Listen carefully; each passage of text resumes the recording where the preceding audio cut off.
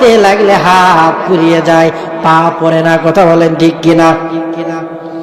জাহান্নামের আগুন এত ভয়াবহ হবে, কোন ব্যক্তির শরীরের ভিতরে যদি জাহান্নামের আগুন যদি হাতে লাগিয়ে দেওয়া হয়, সঙ্গে সঙ্গে কলিজা সহ পুরা শরীরটা পুড়ে আংরা হয়ে যাবে।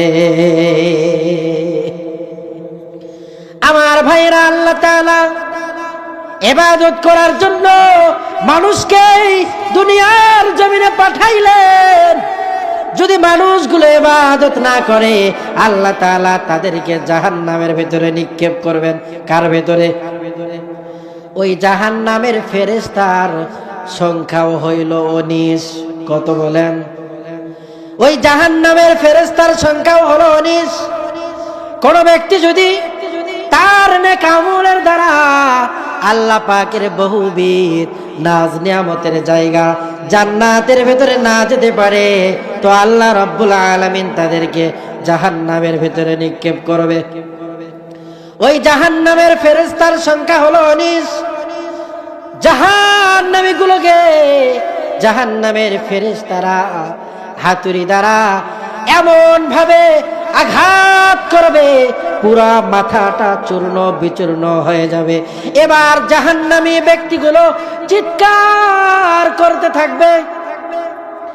এমন চিৎকারের আওয়াজ হবে, দুনিয়ার কোন মানুষ যদি ওই চিৎকারের আওয়াজ তাদের কর্ণকহর পর্যন্ত পৌঁছরে, তাহলে দুনিয়ার মানুষগুলো ওই জাহান্নামীদের চিৎকারের আওয়াজে দুনিয়াতেই ইন্তেকাল করত। এত বিকট আওয়াজ হবে। আল্লাহ রাব্বুল আলামিন জাহান্নামের ফেরেশতাগুলোকে বানিয়েছেন কানা করে।